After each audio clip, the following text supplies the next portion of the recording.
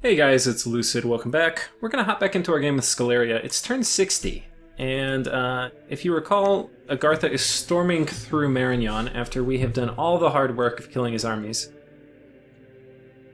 It's definitely a diplomatic victory right now for Agartha. This is kind of cool. He's sending in a Wraith Lord. I forget exactly what spell this is.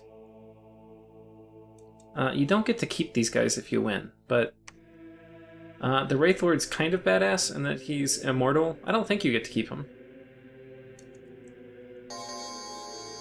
I actually should check.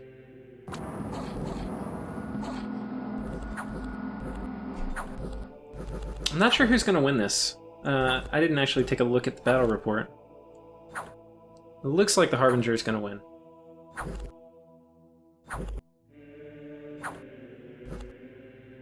Hard to hit him when you're tangled in vines. If this Wraith Lord got in, does he have... Okay, he has a Bane Blade. If he gets in, he might be able to hit him because he has a magic weapon. Okay, let's see what he has again. Very high combat speed. Fear.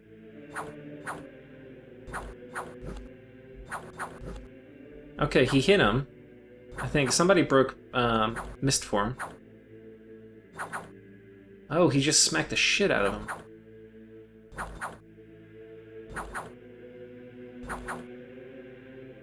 He's ethereal and has pretty high protection, so this Frostbrand's not going to do much to him because of the cold. So now it's just a man fight, and I think my money's on the Harbinger.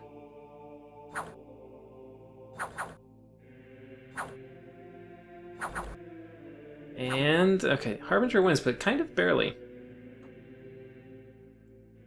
Is that a blood pendant? What is this for? Strength? Dark vision? Huh.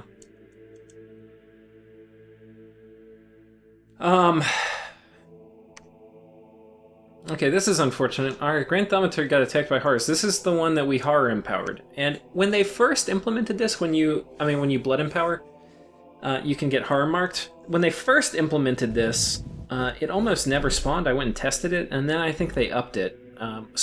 Before, when they first implemented it, it was just flavor. Like, oh shit, you could kind of get horror marked.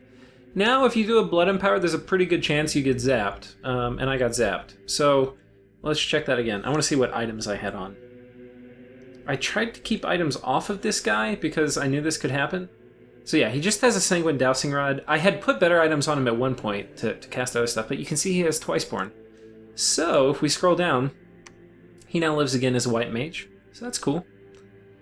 Not only is it worth keeping a Grand Thaumaturg, but it's definitely worth keeping a Blood-Empowered Thaumaturg. So I made sure to Twiceborn him. So, this seems... Oh, it didn't work, actually.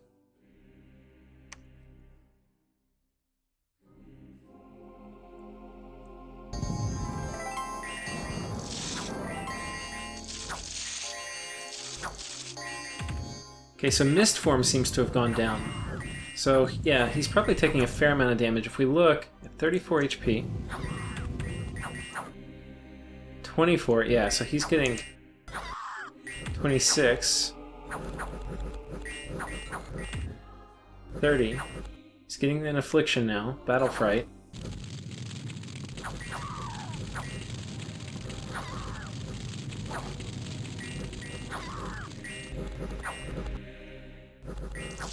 I don't know if these Jade Amazons are PD or not. This Earth Elemental is kind of being very annoying for him, though. So it looks like now... If he can... Oh, he's pretty low. Oh, I think he just... You can see his morale's critical. He's gonna rout. Yeah, there he is. Probably could have won if he stuck around, though it would have been close. He counter-raids me. Oh, we're not going to do it from this. This is boring clicking through that. So let's take a look around here. I've decided we're going to switch over now to actually looking at events from the battle map. Here, I think this is a scout. Yep.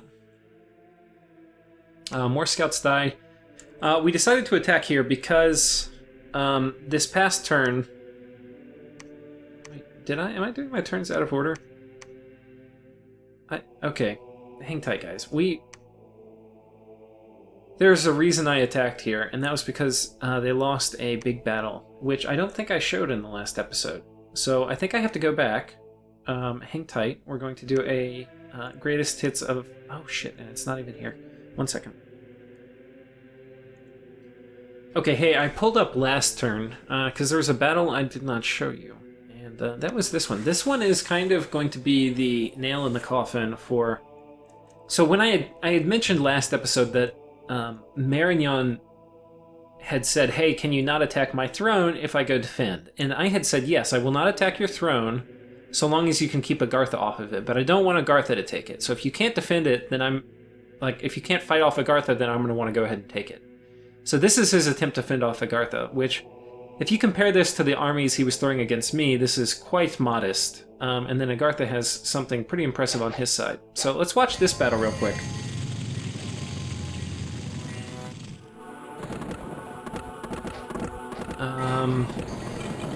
Okay, so we see... Now, if Agartha did... I mean, if these guys did Storm, that would have been pretty good. I don't think they did. They did Storm Power, but I don't see Storm yet.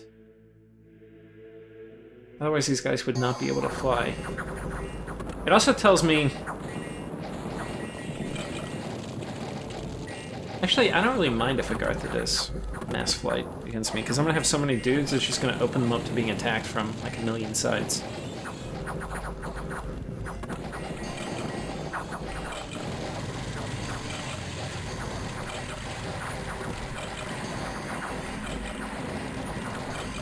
And these magma children with flight are just jumping on and killing their mages. Yeah, so... These guys are pretty tough. He's got armies of gold. Late game magic on Agartha is pretty scary. So anyway, that is what happened last turn. And that was very important because what that means is... I don't know why I didn't show that in the last episode, but what that means is that the gateways have now opened to Marignon, because when he lost that battle, which was here, that was all he had to protect this region. So I didn't do this without asking him. I told him, I was like, hey man, unless do you have anything else that can really defend? And he was like, no. And I was like, well, do you mind if I go ahead and take the throne? He's like, yeah, I can't stop you, and I can't stop Agartha from taking it either, so go ahead. So, anyway, I moved in that last turn. Those were the move orders I put in place to move a big squad in here, and then we're going to go ahead and storm the castle. And this is the Throne of Night, which... not super useful since almost everybody left has pretty good night vision. It will be kind of useful on me, because if I put darkness up, it affects my own dudes, which is not a huge deal, but better to have dark vision. But I'm probably not going to be putting darkness up, nor will they. It will be kind of worthwhile against Abyssia, because a lot of his troops only have 50% dark vision, but I don't know if it's worth the gems. I'd rather probably save death gems.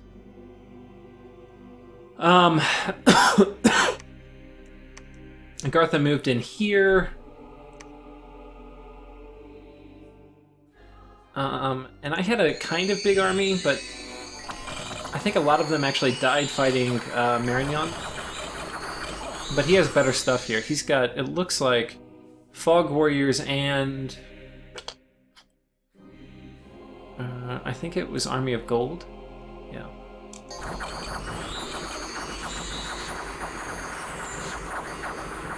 And yeah, my guys basically just kind of evaporate. I don't even know if I kill anybody. Though we'll check.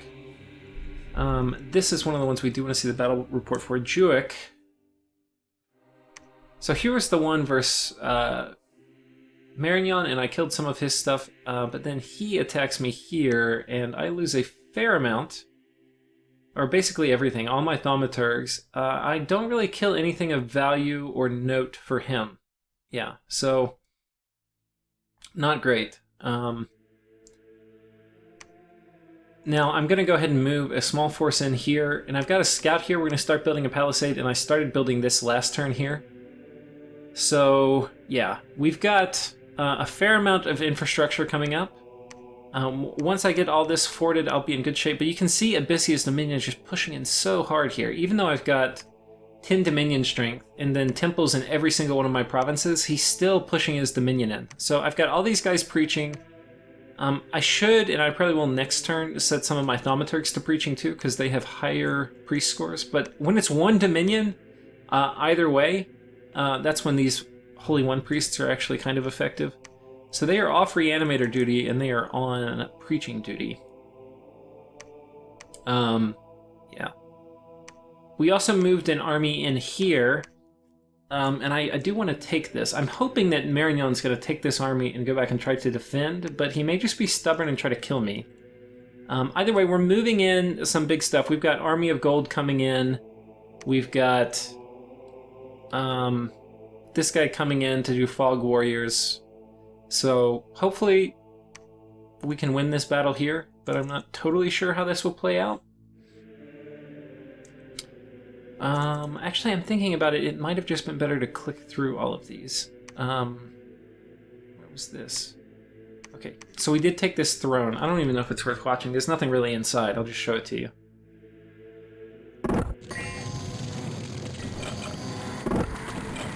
See Astral Geyser coming down. One of my guys, I think this guy right here, I gave... this is one of the temporary gem generating items that lets you spam out Astral Geyser. It's pretty expensive, but... And this isn't a great spell, but it's okay. It's pretty good against gods and super combatants, because it will horror mark you. Boots of the Messenger, yeah, okay. And that was kind of just because I didn't have anybody better to give it to at the moment. And if you had a Harbinger or something in here, that would be kind of good. Okay, so we killed them. And we have this throne, the Throne of Might, and we're going to go ahead and try to get my Dominion in here. So I've got everybody set to preaching, and we're going to build a temple and preach, and we're going to claim the throne, and that will give us a good amount of Dominion strength here to hopefully fight off this cancerous Abyssian Dominion. And then I sent a message to Abyssia saying, looks like you might have missed your opportunity to get Marignon's lands. Agartha is rolling out pretty quick. So Agartha has basically blocked me from getting in to get any more of Abyssia's lands. Meanwhile, he is storming through. Yeah. So probably next turn I will declare war on Agartha. Though it will take a couple turns for the nap to break. I'm kind of... Yeah. I probably should go ahead and do it. Because, like, here's Marignon's cap. Where is it? Right here? And I think it's already sieged. But I don't have vision here.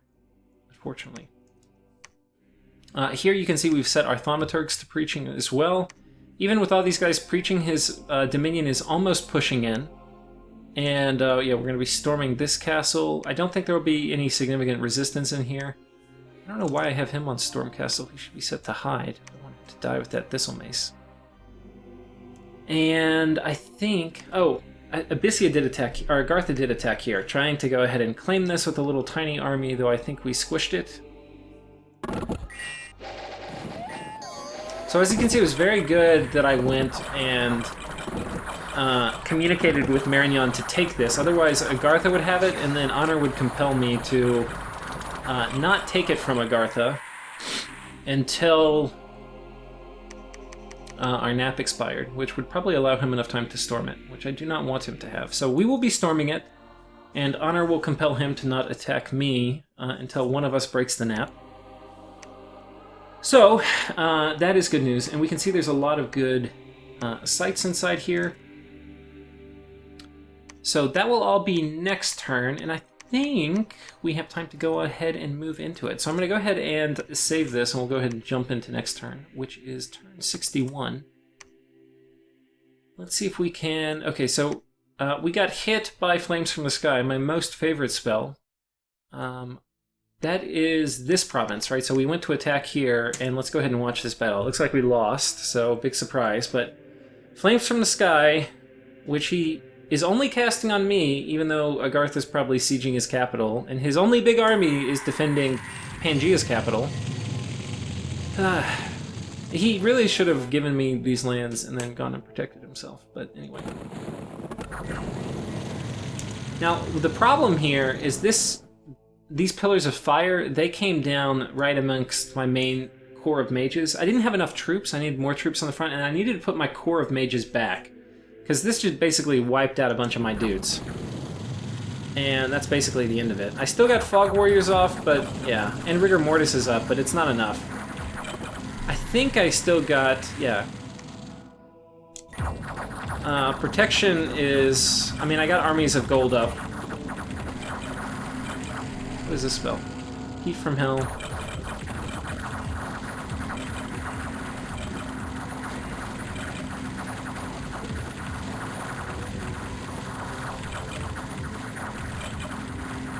I think this was the guy that cast Rigor Mortis, so yeah, he's set.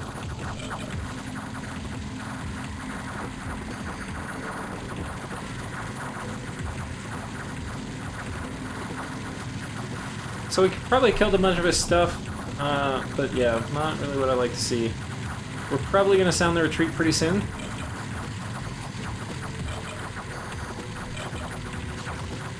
So anyway, this was well played by Marignon. I mean, in the sense that he won a battle, but this isn't the battle he needs to fight to win the war. This is a battle he fights to lose the war, because if you look at the outcome, he must have lost something there. There's no way he could not lose something. Battle at Pangea. That's what we just watched. So he lost a bunch of flagellants, he lost a third of his knights. He didn't lose many of his mages, but yeah, he lost a third of his stuff, which he's not going to be able to replace. And yeah, I lost some thaumaturgs, so that's annoying. I guess I didn't get life after death up, which is super annoying, but eh. You know, I mean, not a big deal for me. The thing is, he just totally committed suicide, because he has to go defend his stuff. Like, why would he come back here? Except just to say, screw you, Sceleria. I'm going to give all of my stuff to Agartha, which he is doing. He is doing. It has basically been a huge wealth transfer to Agartha. Anything else?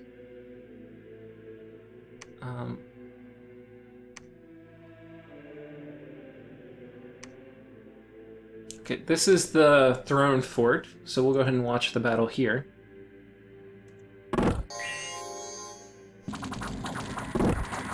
In some ways, if you remember earlier in the game, the player for Yis was in a similar situation. He got grouped up on because he was perceived as being big. And he ended up being pretty smart. He ended up conceding a ton of his lands to Marignon and retreating to fight me in the ocean, because he knew if I fought him out of the ocean, it would be the end of the game for him. Okay, we found an iron cliff, which is nice. So, a couple good events. So, that allowed Yes to have a good chance at staying in the game or winning. While it was certainly bad for him to have to push back, once Marignon took his lands, everybody was happy to ally with him, like Abyssia allied with him, and then he could potentially find allies to fight me in the war, because people would probably rather him win once he retreated. So it was a way for him to stay in the game, and potentially he could have even won. You know, if he negotiated peace with me, and then we allied against someone else, he could have had peace with Marignon, maybe eaten Abyssia, and then been a significant player. But certainly it was better than, like, when I attacked Yis, if Yis said, well, screw you, Marignon, for backstabbing me, or something like that, and then he went up to defend some peripheral territory while I invaded the ocean, that would have been very, very bad for him, which is basically what Marignon's done. Yeah. Anyway, we've talked ad nauseum about Marignon's diplomacy here, but...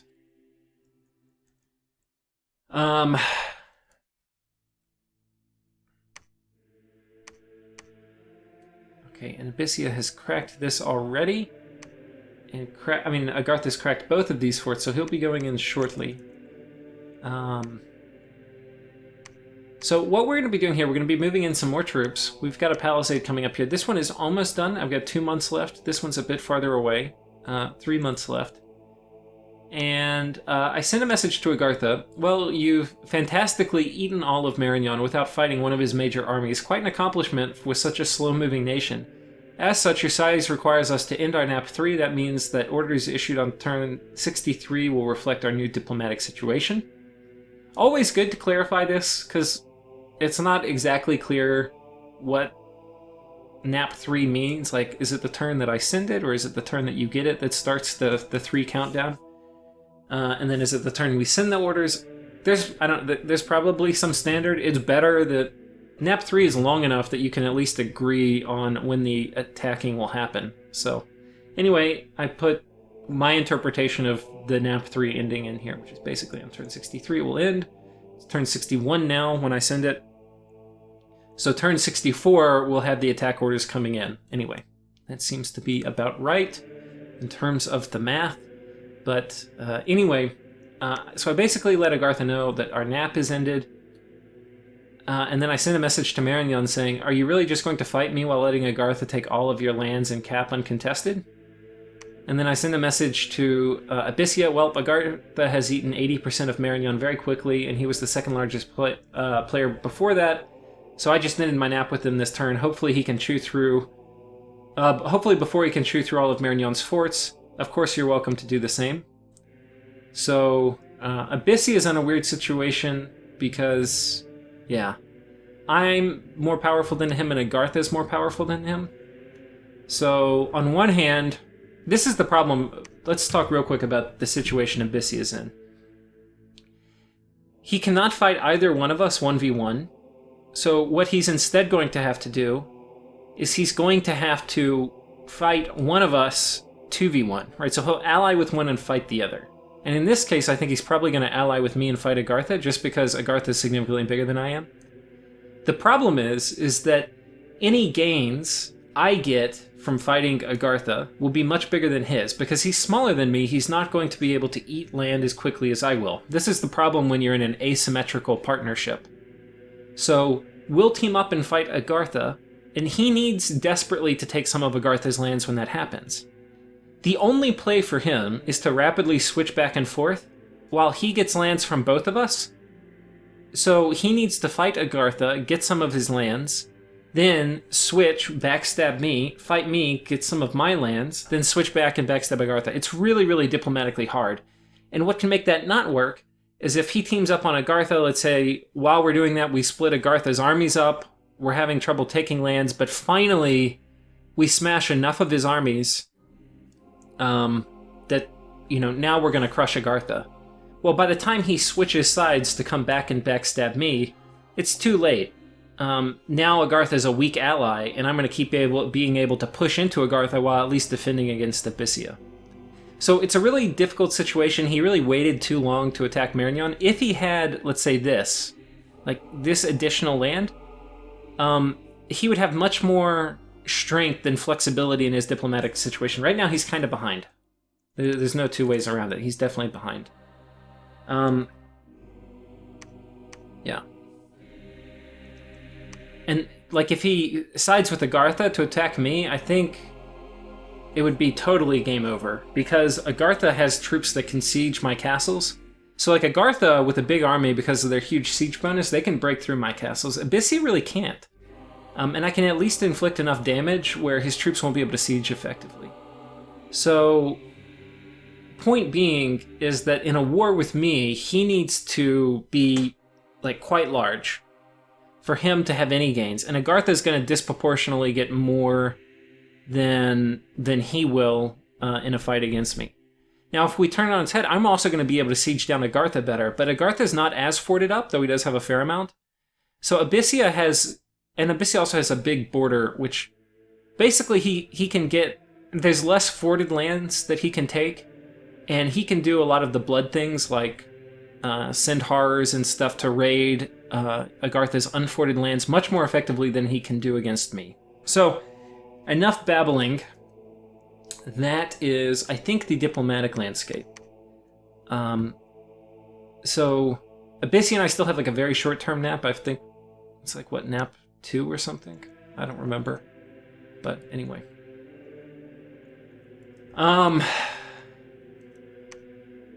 So yeah, we're basically going to prepare for a fight here. I'm not going to attack again until this army freaking goes away. But yeah, we're going to get ready. We're going to send a bunch of stuff in here and get ready to attack again.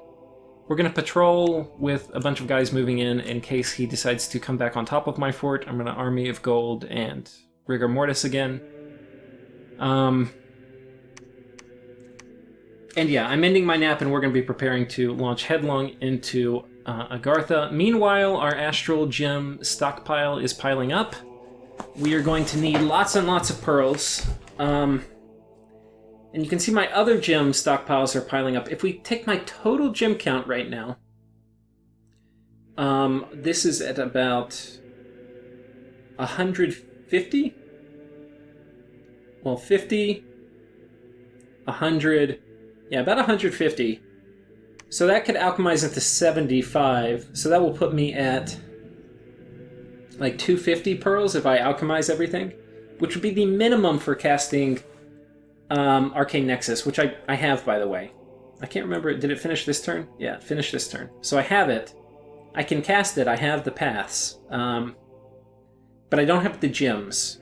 So, yeah, we're going to be saving up to cast it. And it's pretty early, 61's pretty early to get Nexus out. We'll probably have it out in 5 turns, or something like that, because I don't know, I might want to put it up even with 350. Yeah, I think I will. I think 350 is kind of going to be the magic number here.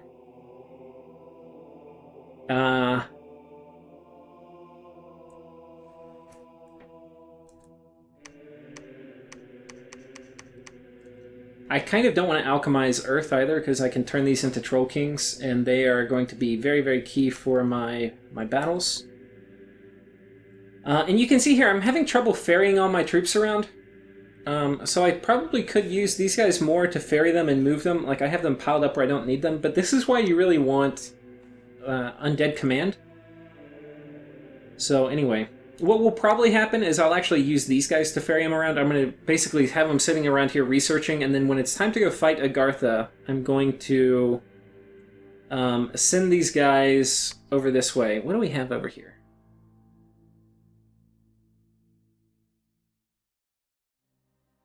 I think... yeah, I don't know. It's hard to say. I think he's going to be planning on doing Earthquake Defense, which is going to be tricky. I also need Conjuration 8 to get Fairy Court. And that will give me a Fairy Queen, and she can do Mass Flight, which is an enchantment spell, without being part of a communion, so she can do it and actually beat Earthquake, which is going to be very, very important. I need to get Mass Flight to dodge Earthquake, and then these guys don't have to worry about like waiting to start their communion script or something. Because there's problems that come with waiting to start their communion script, like if I'm...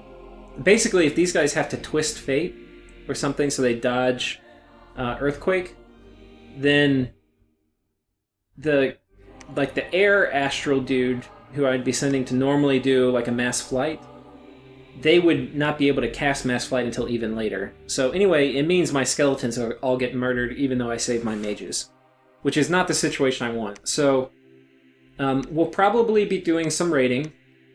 One Earthquake will not be enough to deter a raid, so he'll have to be doing 2. If he does 2, my guys will start retreating, but 1 will not be enough. But I do not want him Earthquaking a major army, so I'm going to need, to fight Agartha, I'm going to need a Fairy Queen in each army. So I'm piling up Nature Gems at an okay rate, and I will be hopefully turning them into Fairy Queens. Meanwhile, you can see my income is totally ridiculous. It's 8,600, which is quite nice. And I think that's it for this turn. So, yeah, that is an end. It's turn 61, and thank you all for watching this episode. No big fights coming up right now. Oh, one last thing. I've got these guys stuck here, which is kind of odd. So I'm trying to get them off. I'm having them come here and attack, and then they're going to retreat. And this guy I definitely want to get off. He's... not only is he a Grand Thaumaturg, which I like keeping around, but he's got a Demon Bane, which I don't really want to die. So we're going to try to get him off. And Abyssea's kind of laying claim to this. Just by having a guy sieging it, even if he can't take it yet, it's going to essentially make it his, because I don't want to break nap with him. Meanwhile, our preachers are in position. These guys are preaching. We've got this group of guys preaching. I don't know if you remember, this was down to like 1 candle. These guys are preaching like crazy. These guys are all preaching like crazy. Or no. We don't have anybody preaching here. What the hell? Okay, I'm going to have to preach here next turn. These guys are preaching. I think next turn I'm going to have to turn a bunch of my thaumaturgs on here. Because we're going to need this up at like 5 candles. So, anyway, I hope you guys tune in to the next episode. I will see you then.